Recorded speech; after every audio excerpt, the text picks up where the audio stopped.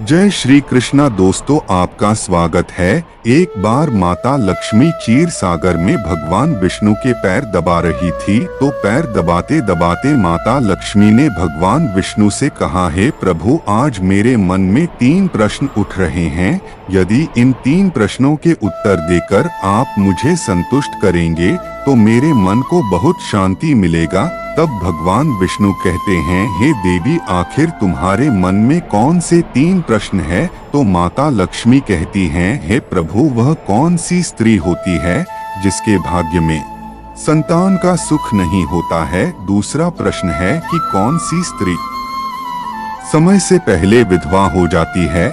और मेरा तीसरा प्रश्न है कि कौन सा श्रृंगार करने से स्त्री को स्वर्ग में स्थान प्राप्त होता है? मेरे प्रिय मित्रों, तब भगवान विष्णु कहते हैं कि हे लक्ष्मी, यह तुम्हारे तीनों प्रश्न बहुत ही ज्यादा महत्वपूर्ण हैं। जो भी व्यक्ति इन तीनों प्रश्नों के उत्तर समझकर इस पर्याप्त ज्ञान को अपने जीवन में उतार लेता है, उसे जीवन में सुख की प्राप्ति होती है। मित्रों, भगवान विष्णु कहते हैं, हे देवी लक्ष्मी, अब मैं तुम्हें तुम्हारे तीनों प्रश्नों के उत्तर एक छोटी सी कहानी के माध्यम से देने वाला हूँ। इस कहानी के माध्यम से तुम अपने तीनों प्रश्नों के उत्तर ठीक तरह से समझ पाओगी, परंतु मेरी एक शर्त है, जब तक मैं इस कहानी सुनाऊं तब तक तुम्हें कहानी को ध्यान से सुनना। तो माता लक्ष्मी कहने लगी, हे प्रभु, मैं आपको वचन देती हूँ कि इस कथा को मैं पूरे मन और लगन से सुनूंगी। आप कृपया उस कथा को आरंभ करें।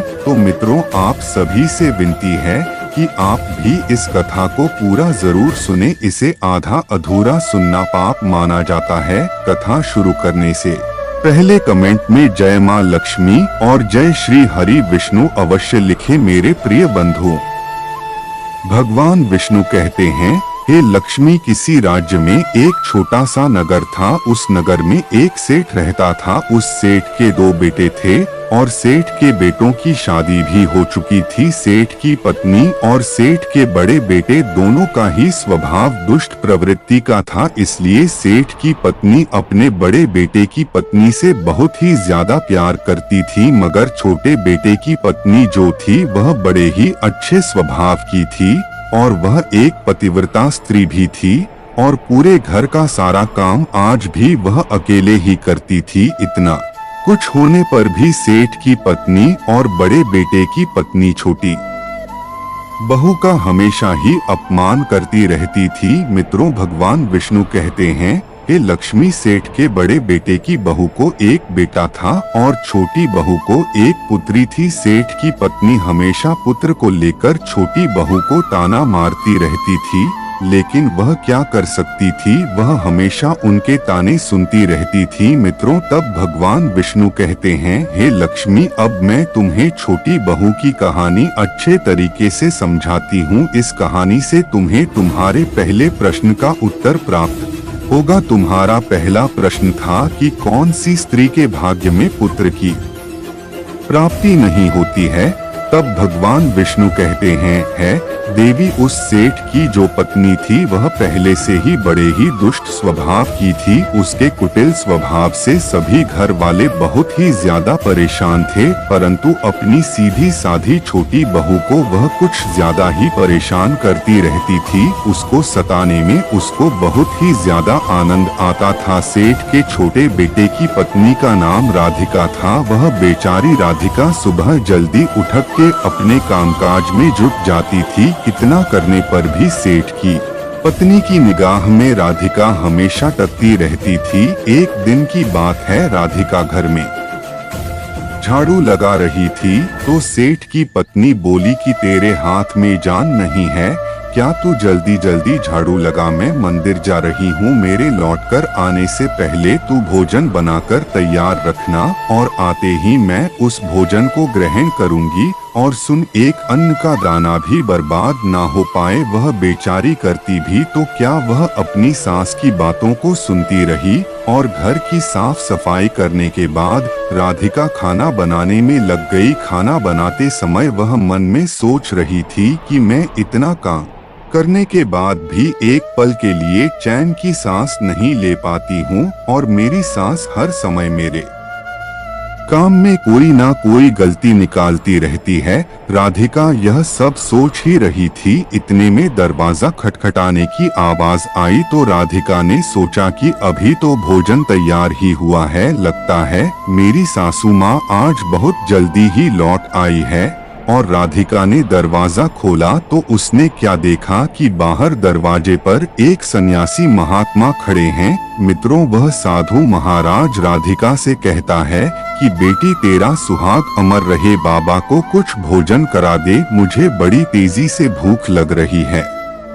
दोस्तों, भगवान विष्णु कहते हैं कि लक्ष्मी राधिका बहुत सुशील और संस्कारी थी। उसने सोचा कि साधु महाराज को भोजन करा तो दूं, परंतु यदि मेरी सास आ गई तो मेरी खैर नहीं। फिर कुछ देर सोच विचार करने के बाद मैं उसने सन्यासी को भोजन करने के लिए अंदर आने को कहा और उसी समय राधिका के मन में एक विचार आया कि सास से डरना कैसा, यदि मेरी सास आ भी जाएगी और मुझसे कुछ कहेगी तो मैं उनसे कह दूंगी कि मैं अपने हिस्से का भोजन इन महात्मा को दे रही हूँ। तब भगवान विष्णु कहते हैं, हे लक्ष्मी। फिर ऐसा सोचकर कि राधिका साधु को अंदर ले गई और अतिथि धर्म का पालन करते हुए उस साधु को भोजन कराने लगी। अभी साधु भोजन कर ही रहा था कि राधिका की सांस आ गई और फिर साधु को घर के अंदर बैठा भोजन करते देख करके उसका गुस्सा 7वें आसमान पर जा चढ़ा और एकदम से साधु महाराज से कहने लगी, यहाँ पर क्या किसी प्रकार का भंडारा या दावत नहीं चल रही है, जो तो राह चलते भीख मांगों को घर में बिठाकर खिला रही हो। राधिका ने अपनी सांस को रोकने की बहुत कोशिश की, परंतु उस दुष्ट स्त्री ने सन्यासी को धक्के मारकर घर से बाहर निकाल दिया और उसका खाना उठाकर के फेंक दिया। अब उसका क्रोध राधिका पर टूटा और कहने लगी, अरे दुष्ट औरत, मैंने तुझे कहा था कि अन्य का एक दाना भी बर्बाद नहीं होना चाहिए, लेकिन तूने क्या किया, उसे भीख मांगे को इतना सारा भोजन दे दिया। मित्रों, भगवान विष्णु कहते हैं, लक्ष्मी राधिका डरते हुए बोली, मैं सन्यासी को अपने हिस्से का भोजन दिया है, इसमें आखिर इतना गुस्सा होने की क्या बात है। द्वार पर आए अतिथियों को कभी खाली हाथ नहीं भेजते हैं, ऐसा शास्त्र में कहा गया है। भगवान विष्णु कहते हैं, इस प्रकार काफी देर तक सास बहू की तकरार चलती रही। अंत में उस कुटिल सास ने राधिका को भी धक्के मार करके घर से निकाल दिया। अब वह बेचारी रोती हुई घर का दरवाजा पिटती रह गई थी, परंतु उसकी सांस पत्थर जैसी बन गई थी। उसका दिल नहीं पसीजा और उसके पास में एक ही रास्ता बचा था कि वह अपने मायके चली जाए। दोस्तों, भगवान विष्णु कहते हैं, हे लक्ष्मी, इस प्रकार राधिका दुखी होकर कि अपने मायके के लिए निकल गई और बीच रास्ते में एक घना जंगल भी पड़ता था। राधिका भूख प्यास से तड़पती हुई अपने मायके के लिए चली जा रही थी। तभी अचानक जोरों से बादल गरजे और मूसलाधार बारिश शुरू हो और भगवान विष्णु कहते हैं, बारिश से बचने के लिए राधिका ने एक पेड़ की शरण ली, लेकिन वर्ष का कोप इतना तेज था बचना मुश्किल हो गया था और उसी पेड़ की जड़ में एक खन बना था। राधिका यह सोचकर उसमें घुस गई कि बारिश रुकने के बाद में वह बाहर निकल आएगी और जब तक वर्षा हो रही है वह खोटन के अंदर बारिश से अपनी सुरक्षा कर सकती है। दोस्तों, भगवान विष्णु कहते हैं, हे लक्ष्मी, जब राधिका उस पेड़ के खोटन में घुसी तो उस खन के अंदर उसे एक साधु मिले। फिर संत ने कहा, बेटी रोना बंद करो, मुझे मालूम है कि तुम्हारे घर वाले तुम्हारा अनादर इसलिए करते हैं कि वह दुष्ट पर्वती और ताना इसलिए मारते हैं कि तुम्हारी जेठानी को पुत्र की प्राप्ति हो गई है और तुम्हें अभी तक पुत्र की प्राप्ति नहीं हुई है, इसलिए तुम चिंता मत करो, मैं तुम्हें एक पर्ची देता हूँ। इस पर्ची में जो उपाय लिखा है उसे पूरी निष्ठा से करना और फिर तुम्हें एक गुणवान पुत्र प्राप्त होगा। और इस प्रकार वह संत महात्मा पर्ची देकर वहां से अंतर्ध्यान हो गए। उधर जब वर्षा बंद हो गई तो राधिका को ढूंढता हुआ उसका पति वहां पर पहुंच गया और फिर राधिका मायके ना जाकर इस जंगल में एक कुटिया बनाकर रहने लगी। दोस्तों, भगवान विष्णु कहते हैं, हे लक्ष्मी, एक दिन की बात है, राधिका को पुत्र का ख्याल आया और सोचने लगी कि यदि मेरे पास में भी एक पुत्र होता तो ससुराल में मेरी भी बहुत इज्जत होती। वह ऐसा सोच ही रही थी कि उसे संत की दी हुई वह पर्ची याद आ गई और जब राधिका ने पुत्र प्राप्ति के लिए उस पर्ची को पढ़ा तो उसमें लिखा था कि बेटी, पुत्र प्राप्ति के लिए हमेशा स्त्री को हमेशा पुरुष के बाईं तरफ सोना चाहिए। ऐसा करने से कुछ समय के बाद में बाईं करवट लेटने से नाक का दया स्वर और दाहिनी करवट लेटने से नाक का बायां स्वर चालू हो जाता है और फिर जब भी पुत्र प्राप्ति की इच्छा हो तो उसे स्थिति में मिलन से पहले यह निश्चित करिए कि पुरुष का दया स्वर चलने लगे और स्त्री का बाएं स्वर चलने लगे। इस समय गर्भ धारण किया जाना चाहिए।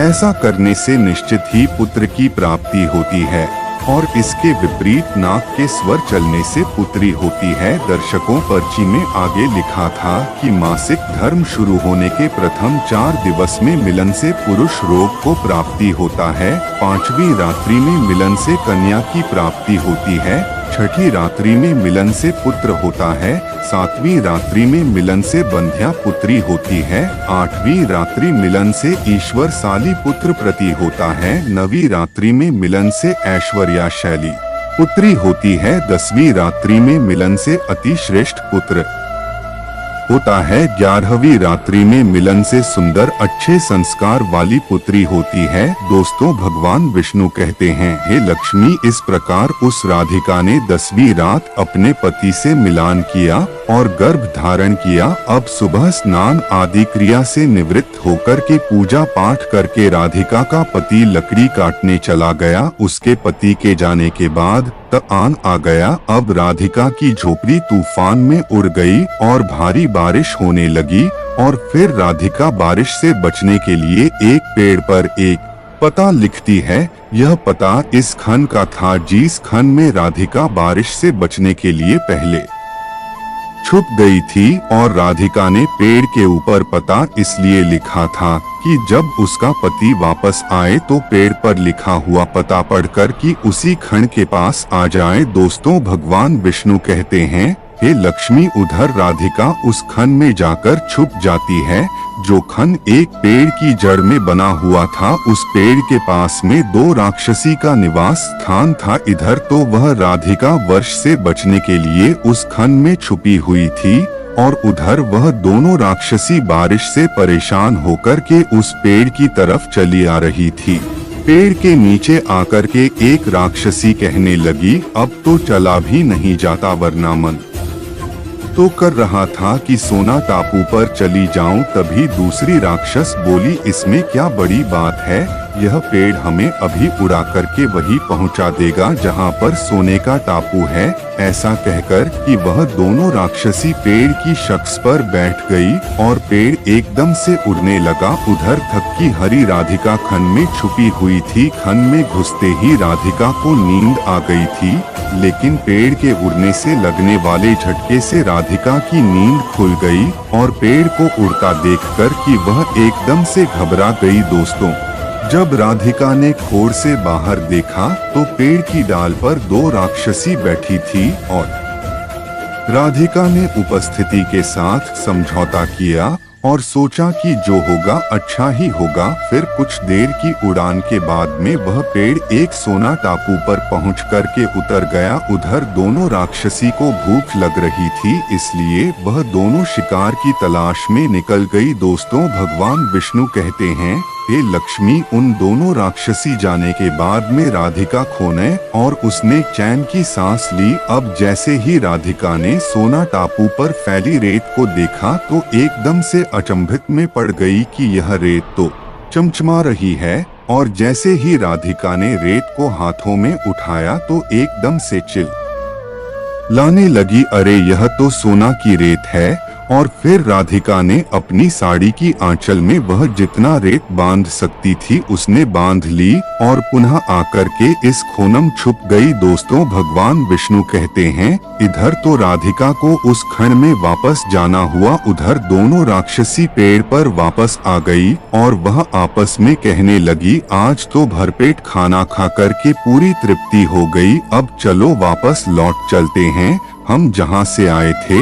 और फिर इस प्रकार थोड़ी देर में वह पेड़ उड़कर के इस स्थान पर पहुंच गया जहां से वह पेड़ उड़ कर के गया था। दोस्तों, भगवान विष्णु कहते हैं, हे लक्ष्मी, वह राधिका तब तक इस खोटन में छुपी रही जब तक किसी कार्यवश वह राक्षसी उसे पेड़ से चली नहीं गई, और जैसे ही वह दोनों उस पेड़ से चली गई वैसे ही राधिका सोने की रेत लेकर के उस खोटन से बाहर आ गई और मन में सोचने लगी कि इतना सारा सोना देख कर के मेरी सासू माँ खुश हो जाएगी और अब मैं अपने ससुराल वापस जाऊंगी और अपनी सासू माँ को इतना सारा सोना दूंगी, फिर वह मुझसे कभी भी नफरत नहीं करेगी और मुझसे प्यार करने लगे। भगवान विष्णु कहते हैं, हे लक्ष्मी, इधर तो राधिका ऐसा सोच रही थी, तब तक राधिका का पति ढूंढता हुआ इस खोटन की तरफ आ जाता है और राधिका अपने पति को सारी बात बताती है और अपने पति के साथ वापस अपने ससुराल पहुंच कर के अपनी सासू माँ से कहती है, देखो सासू माँ, मैं आपके लिए क्या लाई हूँ, और ऐसा कहकर कि वह सारा सोना अपनी सासू माँ को देती है और उसे सोना कैसे प्राप्त हुआ वह सारी घटना भी अपनी सास माँ को बता देती है। दोस्तों, भगवान विष्णु कहते हैं, सोना लेने के बाद में राधिका की सास एकदम से क्रोधित हो कर के बोली, अरे मूर्ख औरत, इतना ही सोना लेकर आ गई, इतने सोने से क्या होगा, मैं होती तो बहुत सारा सोना लेकर आ जाती। राधिका कहने लगी, माँ जी, हमारी 3-4 पीढ़ियां के लिए इतना सोना काफी है। तो सास कहने लगी, अरे मूर्ख, सोना भी काफी होता है क्या, जितना हो उतना ही काम है, अब देख मैं जाऊंगी और कितना सोना लेकर आती हूँ। भगवान विष्णु कहते हैं, है लक्ष्मी, राधिका ने अपनी सास को बहुत समझाया परंतु उस लालची दुष्ट स्त्री के समझ में एक भी बात नहीं आई। उसने राधिका की एक भी बात नहीं सुनी और जाकर के इस पेड़ के खोरने में बैठ गई। उधर वह दोनों राक्षसी जैसे ही पेड़ पर आई तो एकदम से वह पेड़ उड़ने लगा, उड़ता हुआ जा रहा था। उधर वह राधिका की सास मन ही मन में बहुत खुश हो रही थी कि आज मैं बहुत सारा सोना एक साथ बटोर के लाऊं। भगवान विष्णु कहते हैं, इधर तो राधिका की सास अपने मन में खुशियां मना रही थी। उसी समय एक राक्षसी कहने लगी, चलो आज स्वर्ण द्वीप पर ना चलकर के मत्स्य द्वीप पर चलते हैं, आज मछलियां खाने का बहुत मन कर रहा है। और फिर जैसे ही राक्षसी ने मछली खाने का मन बनाया वैसे ही वह पेड़ मत्स्य द्वीप की तरफ उड़ चला। भगवान विष्णु कहते हैं, हे लक्ष्मी, इस प्रकार राक्षसों की बात सुनकर कि खन में बैठी वह लालची स्त्री स्वयं पर संयम नहीं रख सकी और एकदम से बोल पड़ी, अरे तुम सोना टापू क्यों नहीं जा रही हो, मत्स्य द्वीप मत जाओ, सोना टापू पर चलो। अब जैसे ही उस लालची स्त्री इतनी आवाज दी तो राक्षस ने समझ लिया कि इस पेड़ की खोड में कोई जरूर छिपा बैठा है और उन्होंने जैसे ही खोडल में प्रवेश किया और फिर जैसे ही उन दोनों राक्षसी ने उस लालची स्त्री को देखा तो एकदम से उसे उठाकर एक पेड़ से नीचे फेंक दिया और धरती पर गिरते ही उस लालची स्त्री की मौत हो गई। अब जैसे ही सूचना उसके घर वालों को मिलती है तो उस स्त्री का पति यानी राधिका का ससुर राधिका के पास जाता है और उसे कहता है, बेटी, मैं तो उसे पहले से ही समझता था कि तू ऐसा काम मत, कभी भी किसी को लालच नहीं करना चाहिए और बहुएं बेटी की तरह होती है, उनको प्यार देना चाहिए, मगर उसने मेरी एक भी बात नहीं मानी और उसे उसके कर्मों का फल आज मिल गया। दोस्तों, भगवान विष्णु कहते हैं, है लक्ष्मी, उधर राधिका अपने पति के साथ में सुखपूर्वक जीवन यापन करने लगी। फिर कुछ समय गुजरने के बाद में राधिका को एक गुणवान पुत्र की प्राप्ति हुई और पुत्र की प्राप्ति के बाद राधिका की खुशी का ठिकाना नहीं रहा और वह भगवान का शुक्रिया करने लगी। उधर सेठ के बड़े बेटे की बहू जो हमेशा राधिका को पुत्र को लेकर ताने मारती रहती थी, जब राधिका को पुत्र की प्राप्ति हो गई और उसे धन भी प्राप्त हो गया, उधर सेठ के बड़े बेटे और बहू के दिन गरीबी में गुजरने लगे, तो सेठ की बड़ी बहू जाकर के राधिका के आगे हाथ जोड़ करके अपनी गलती के लिए माफी मांगने लगते हैं।